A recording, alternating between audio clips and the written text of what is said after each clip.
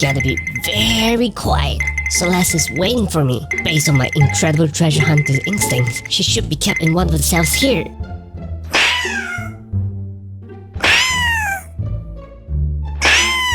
Look! Where are you? I hear her. She has got to be in here somewhere. No, not right now. I need to save my girl. Did you hear a phone ringing? That's Locke's ringtone! No, not right now. My phone's giving away my position. Okay. Sheesh. Oh, a notification. Let's see. The next BT candidate has been announced. Is it gonna be Sarah? Oh my god! そうでしょうよ。ということで、新しい BT が追加されるのはロック。はい、キャラクター。It's me! Oh my god! Look! Is that you, Look? Shut up, you bitch! Huh? Yeah, fuck that. So how do I get my BT? It says to open up a chest. Here. Let's go get it! No, fuck you, Look! What about me? Now the OPOP video says is... Here! Let's open it! Oh boy, oh boy, oh boy! Huh? What's happening? Huh? Bruh. Oh my god! What happened? Why is everything so ugly now? No way! What have I turned into? Ah! Oh my god! What the fuck?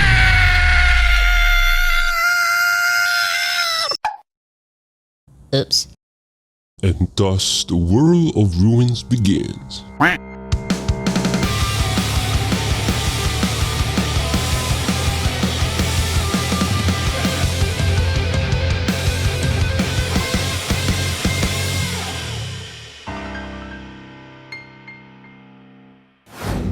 Hello everybody! Welcome back and thank you all so much for tuning back into my channel. It is the time again where we talk about what's to come for this remaining month, and boy, we sure have some interesting and exciting news to talk about today. But before we proceed, again, as usual, big thank you to Leo Bob and Zedekai for the awesome translation that the both of them has posted in Discord, which I will be reading out from. So without further ado, let's proceed to talk the remaining month of June's content, shall we?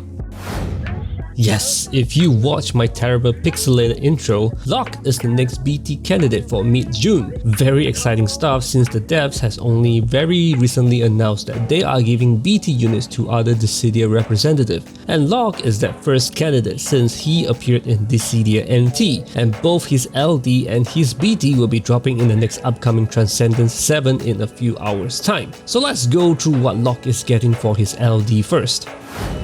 So Locke's LD weapon is called Sword Breaker, which gives him the ability called Dagger Dance, which is an AoE melee brave plus AoE HP attack.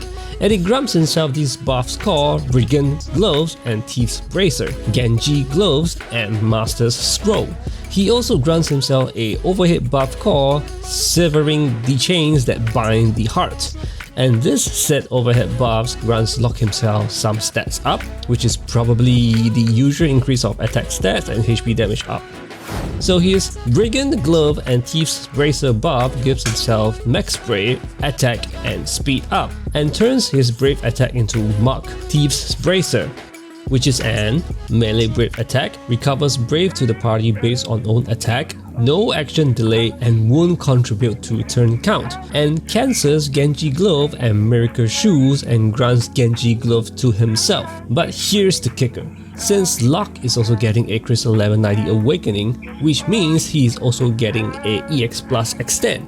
So whenever his Genji Glove and Master Scrolls buff are up, his HP attack turns to Genji Glove Cross Master's Scroll, which is an melee brave plus HP attack 8 times. games. Now, of course, we still don't know how many brave hits there will be. It could be just one hit for all we know, but hey, 8 times of HP attack can work wonders if you just throw in and stack all of the HP damage up buffs and debuffs. So pretty exciting to see Locke getting some love, since Locke is also one of my favorite characters. You know, the first time when I ever played FF6, I've always had the impression that Locke was the main protagonist of FF6, but hey, don't blame me, I was like 10 years old when I first played FF6. Okay, sorry, let's not upset anyone further. Alright, next up for Locke's BT. His BT weapon is called Valiant Knife, and his BT ability is called Ever Shining Magicite, which is an defend ignoring melee brave plus HP attack, and it triggers this very exciting party BT effect.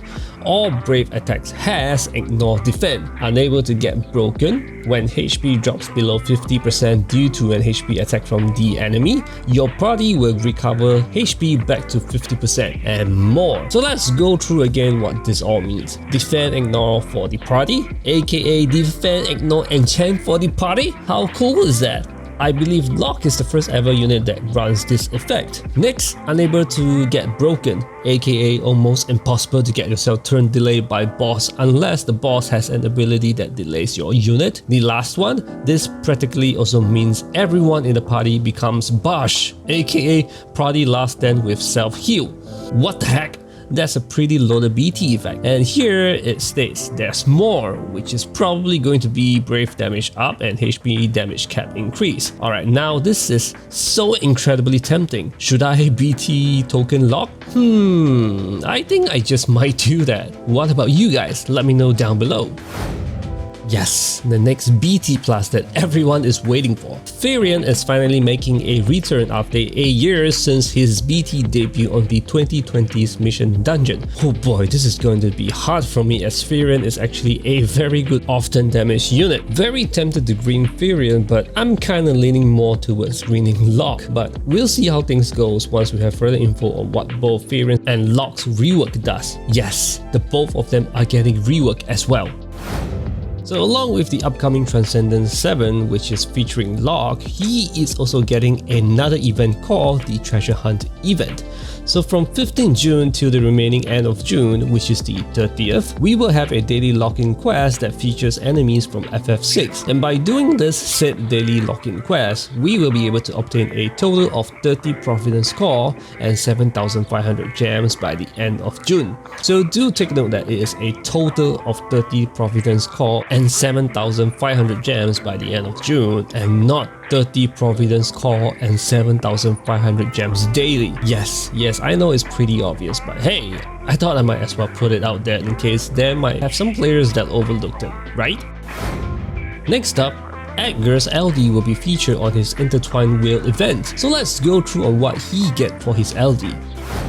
His LD ability is called Royal Shock, which is an AoE magic plus AoE HP attack. Wow, really? Magic? I think he is one of the first characters to ever has all melee, range and magic attack. Well anyway, his LD will inflict a debuff called Royal Pressure and grants himself a buff called Debilitator. So whenever Edgar attacks an enemy that has the Royal Pressure debuff, it turns into Royal Shock Plus, which is an defend ignore attack, and turns his HP attack into Bio Blaster. So the Debilitator buff grants Edgar self-stats up, and when landing a hit, he inflicts Debilitate to the selected target, which lowers their resistance based on the attack type of the ability used.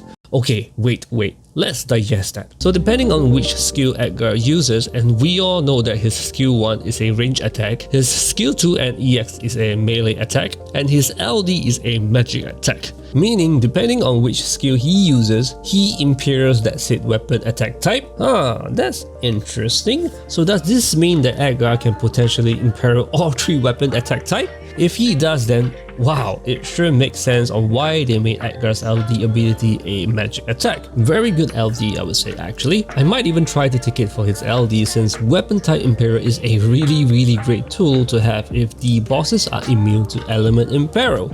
Also, lastly, Edgar is also getting a rework when his Intertwined Wheel event drops.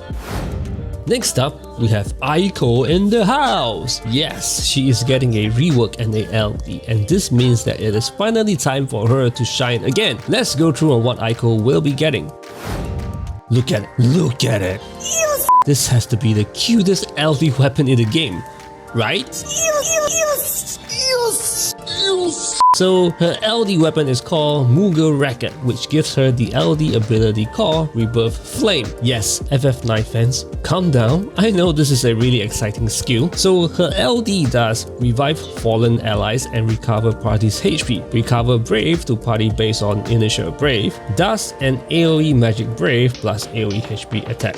Grants herself a stack-based overhead buff called Phoenix Pinion. And this overhead buff gives party stats up and holy enchant! Yeah! With at least one stack when allies HP goes under 50%, she counterattacks with Rebirth Flame and it reverts back to stack 1. Wow, so Eiko is our first summoner, healer plus reviver plus counter-attacker?